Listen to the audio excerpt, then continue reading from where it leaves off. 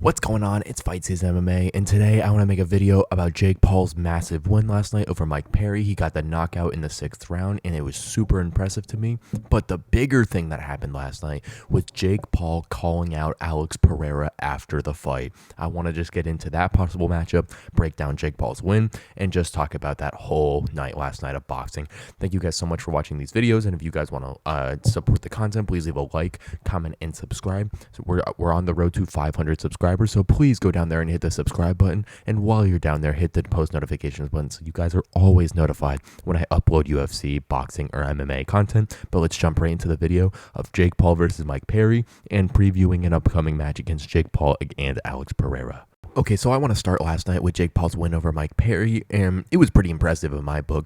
Mike Perry looked outclassed last night, and I thought that Mike Perry would be able to win because of that chin he possesses and his former boxing background and style, and even in BKFC, even though he was 0-1 in boxing. But I did think that Mike Perry would be able to pull it off, but Jake Paul showed me that there was new levels to his boxing game.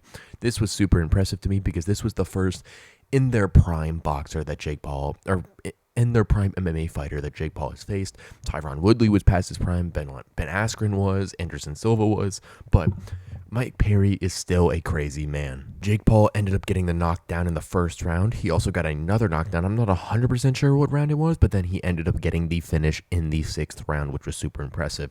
Now, just saying that Jake Paul possesses that power is going to have to be something that everyone fears against, because Jake Paul's power is definitely a real thing. I just look at all the different types of, he lacks so much skill, but that power that he possesses, especially in his new frame that he has going up against for that fight against Mike Tyson, is going to be something that's really, really, really hard to fight against. So I do think that this is an amazing win for Jake Paul. I don't think it's something to write home about because it is Mike Perry rather than someone like, I don't know, if he would have beat Tommy Fury, that would have been an amazing win for him because he's an actual classified boxer. But Jake Paul is an actual boxer, and I want to see him fight an actual pro level boxer next. But the person he did call out, I do think would give him a lot of trouble, and that is Alex Pereira. And Alex Pereira is an absolute monster. We look at that Yuri Prohaska KO, the Jamal Hill KO, the Sean Strickland KO.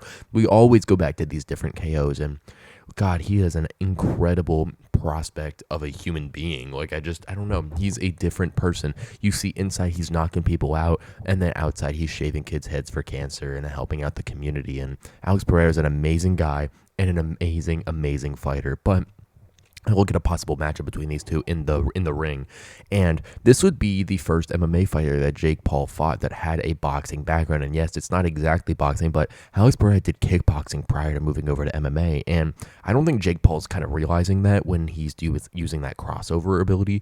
He's kind of just understanding that Alex Pereira is now an MMA fighter, and that is something that is a little different than Mike Perry or, I don't know, Tyron Woodley or Anderson Silva. Those guys were good, but I'm going to be honest, if you put prime Anderson Silva and prime Alex Pereira and it was just a kickboxing match, there's no way Alex Pereira would lose that. It's plain and simple. Just because Anderson Silva had the ability to, move up and do different techniques and things, but Alex Pereira, in my opinion, is the greatest kickboxer the UFC has ever seen. And there's no way that you put him in a fight against someone like Jake Paul and only take away the kicks, and he's not going to be able to beat Jake Paul. And yes, I understand that this might be I don't think it's a hot take, but I do think that Alex Pereira KOs Jake Paul in the first 2 rounds. There's no doubt in my mind that Alex Pereira is going to be able to go in there and Jake Paul's going to hit him with a blitz, and Alex Pereira is going to be patient and hit him with his signature patent nuclear left hook and send Jake Paul to space. Ultimately, that's the problem that Jake Paul's going to have to face in this fight. And yes, there's a lot more complications that go on. This fight is probably not going to happen because Alex Pereira is under contract. And Alex Pereira, I think, does want to stay in the UFC because I think Alex Pereira feels like it's home there. He's doing a great job with the community. He's making a lot of money. Alex Pereira's home in the UFC, I think, is definitely solidified, and Dana White values that. But a fight against Jake Paul would be absolutely massive. And I'm not saying that Alex Pereira shouldn't take that fight, but I don't see what's in it for Alex Pereira besides the money, and I think Alex Pereira is making a lot of money in the UFC. You look at that at UFC 300, he headlined that, the biggest pay-per-view of all time. He headlined UFC 303, and Dana White gave him 303,000 bonus, it's because Alex Pereira didn't get the UFC 300K bonus, so Dana White gave him $303,000 in a bonus. So I don't think the money is the really big thing. The only way I would want to see Alex Pereira do that is if he truly felt that he needed to silence Jake Paul. And that has to come sooner rather than later, because we all forget that Alex Pereira is 37 years old.